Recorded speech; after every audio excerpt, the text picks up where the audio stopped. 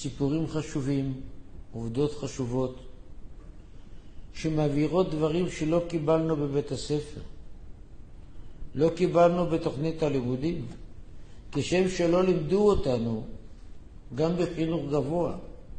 נתתי הרצאות לפני מורות ומורים להיסטוריה. למה באמת היטלר היה נגד היהודים? מה הוא רצה מהם? מה הפריעו לו?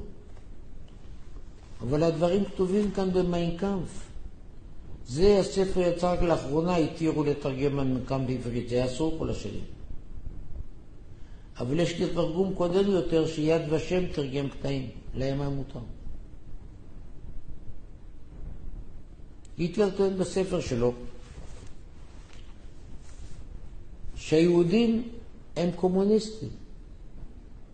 הם עשו את המהפכה ברוסיה. הם הרגו שם 30 מיליון רוסים, את כל האינטליגנציה, בצורה אכזרית ונוראה. ואת זה הם רוצים לעשות לכל העולם. הארץ הבאה בתור זה גרמניה. הם הקימו את המפלגה הקומוניסטית והסוציאליסטית הגרמנית, וזה נכון. אם אנחנו לא נתגבר עליהם עכשיו, הם יחסלו אותנו וישחטו גם כאן 20 מיליון איש את כל האינטליגנציה. וככה הם הלכו מארץ לארץ. כשבסופו של דבר האינטליגנטים היחידים, החכמים היחידים, יהיו רק היהודים. והוא חוזר על זה הרבה פעמים, שלא תהיה טעות. והוא צודק. את המהפכה ברוסיה עשו היהודים. את הצבא הרוסי בנה טרוצקי, שהיה גאון עצום. שונא ישראל שלא היה שני לו. הוא הקים את היפססקה הבריה, המחלקה היהודית של המפלגה הקומוניסטית, שחבריה הלשינו את האבא ואת האמא, את האח ואת הבן. מי שיש לו סידור או אפילו ספר ללימוד עברית, אני כבר לא מדבר על תפילין ומקווה, את הכל הוא הרס, גם אצל היהודים, אבל ודאי אצל הרוסים. בתמונה של פוליט ביורו הראשון, זה כמו הממשלה ברוסיה, מתוך 13 חברים 6 יהודים. מי הקים את הקג"ב? לפני כן קראו לו אין כבודה, יהודים. אם כן הדברים טובים מפורש. הוא לא שנא את היהודים בגלל שיש להם פאות. הוא לא שנא אותם בגלל שהם שומרים מצוות. בגלל שהם קומוניסטים. והוא כותב כאן בצורה ברורה. היהודים הרסו את הדת ואת האמונה. הם הפיצו בגרמניה את הכפירה באלוקים. כך הוא כותב. אני מרגיש שליחו של אלוקים לחסל את היהודים, כי הם כופרים בו. את זה הוא כותב כאן. אתם מבינים עכשיו למה הם לומדים לבית ספר? כי מי כותב את תוכניות הלימודים? אותם שמאלנים. הם ודאי לא יכתבו שהיטלר רצה להרוג את היהודים בגלל שהם אבות השמאל העולמי ואבות המרקסיזם, קומוניזם, לניניזם. אבל את זה הוא כותב. הרסו את כל הערכים, הרעילו את כל הספרות והתיאטרון. מי זה אותם? יהודים שומרי תורה ומצוות הרעילו את התיאטרון הגרמני? מתוך 9 עיתונים גדולים בגרמניה 7 היו של יהודים.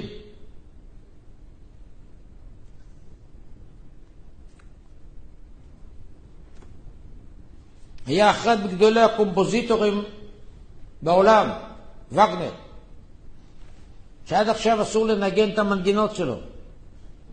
עד עכשיו הוא בחרב. כי הוא היה אנטישמי, הרבה לפני תקופה נאצית. ואותי מאוד מאוד עניין מה הוא באמת אמר.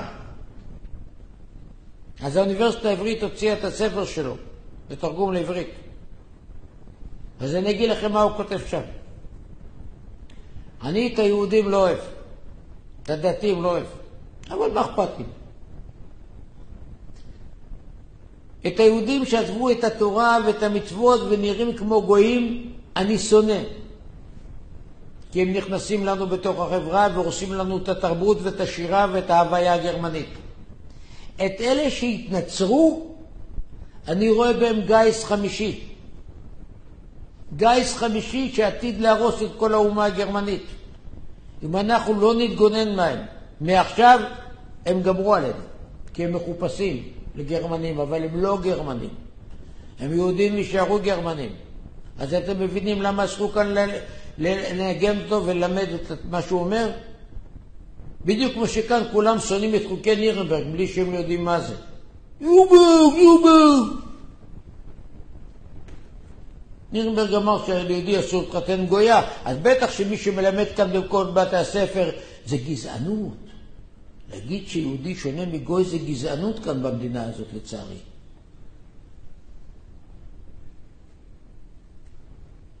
נירנברג סך הכל העתיק מה שכתוב בתורה. וגנר סך הכל אמר מה שכתוב בתורה. שיהודי זה יהודי. גם הוא מתחפש. גם הוא מתנצל. ישראל שחטא ישראל.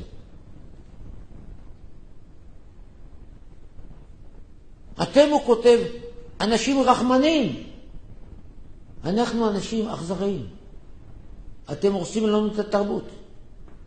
כן, ככה כותב וגנר.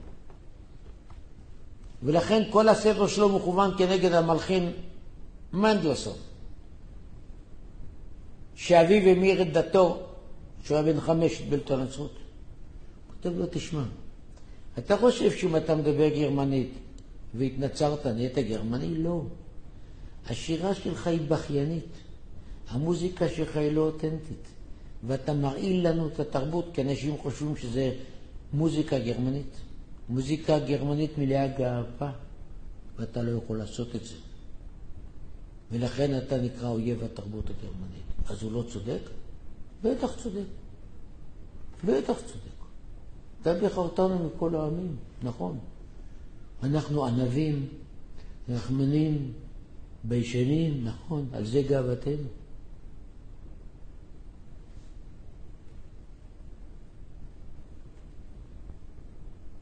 אז תבינו שהדברים לא קרו סתם. לא במקרה היו. התראות לא חסרו. בחטאינו גלינו מארצנו. וברוך השם חזרנו. וצריכים להיזהר לא לחזור על אותם טעויות. ולחזור ולהתבולל כאן. ולתת לגיטימציה כאן לאותו רגש נחיתות מפני הגויים. והרצון להידמות להם. באנו לעולם כדי להיות שונים. נוצרנו בעולם כדי להיות יהודים. וכל מטרתנו להיות עם אלוקים. ומי שרוצה באמת להיות עם אלוקים, אלוקים נמצא איתו בכל מקום, בטוב וברע, כאן וגם לא כאן. ויהי רצון שנזכה כולנו כבר, שהקדוש ברוך הוא יאמר לצרותינו די, מכל צורה, בכל אופן ובכל מקום, ונזכה לגאולת עולם ולשמחת עולם עד יד.